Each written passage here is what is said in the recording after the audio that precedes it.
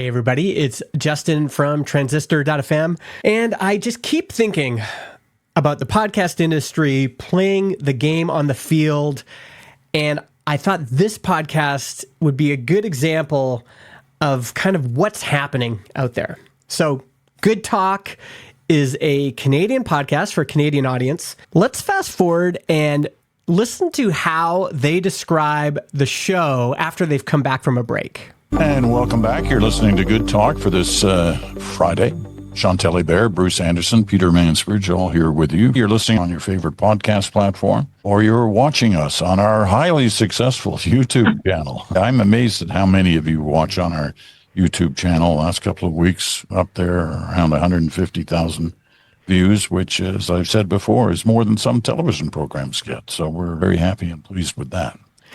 Peter Mansbridge, former Canadian news anchor, started a podcast, and when he communicates with his audience, he uses all the right words, right? You're listening to us on your favorite podcast platform or our highly successful YouTube channel. And for so many podcasters now, this is the reality. This is the game on the field. What's interesting is that a show like this, no production, this is it. This is what people are consuming on YouTube. And it's just blown up. They're getting so much traction.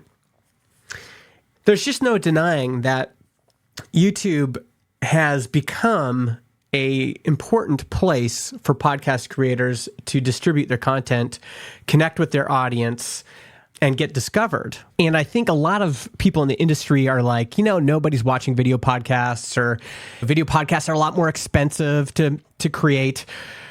Look at this. They're all just using their webcams. I mean, Peter Mansbridge has a little bit of a nicer setup, but otherwise it's just like cheap microphones, cheap cameras, no lighting. And I mean, this show is blown up. What creator wouldn't want regularly getting over 100,000 views on an episode? And I think now the other question is, will Peter Mansbridge start publishing the video on Spotify? Actually, has he done that? Let's look. So on Spotify, he is not publishing video right now. That's interesting.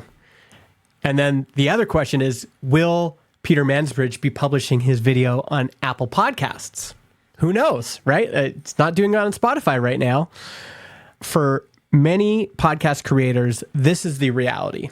Many of them can publish a video version on YouTube that's getting consumed. We don't know if people are watching the whole thing or if they just have it on in the background. But this is not an expensive production. This is 3 people on a Zoom call, bad lighting, not great audio, recording a podcast that goes out every week that's getting hundreds of thousands of views on YouTube. And I'm guessing he's got a lot of listeners on Apple Podcasts and Spotify. I mean, he's got 673 reviews on Spotify, so he must have traction there. And on Apple Podcasts, he has 1,600 reviews. So this show is popular on Apple Podcasts, it's popular on Spotify, it's popular on YouTube.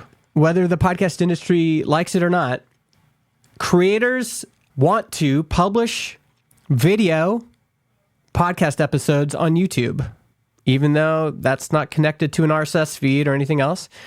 And many of them still want to distribute the audio-only version to Apple Podcasts and Spotify and everywhere else. In Peter's case, he's getting good traction, it looks like, everywhere.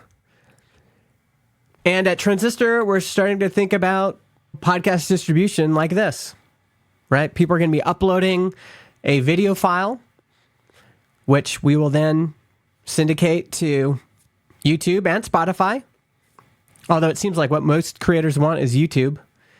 And then we'll happily encode it into HLS format and distribute that to Apple Podcasts via their API, but also distribute it to all the open podcast apps via the alternate enclosure tag in RSS.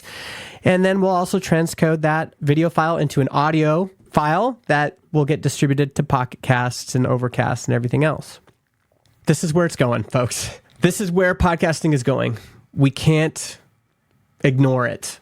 Many creators want to upload their video that they're already recording on Zoom or Squadcast or StreamYard or Riverside. They'll just upload that to YouTube, and they'll also make the audio version. And in terms of how audiences will respond, in many cases, a podcast that is killing it on Apple Podcasts with an audio-only podcast will kill it by just uploading a simple video version to YouTube. No super expensive production, nothing super complicated. I don't even know if they're leveling the audio. They're just recording it, uploading it, and audiences love it.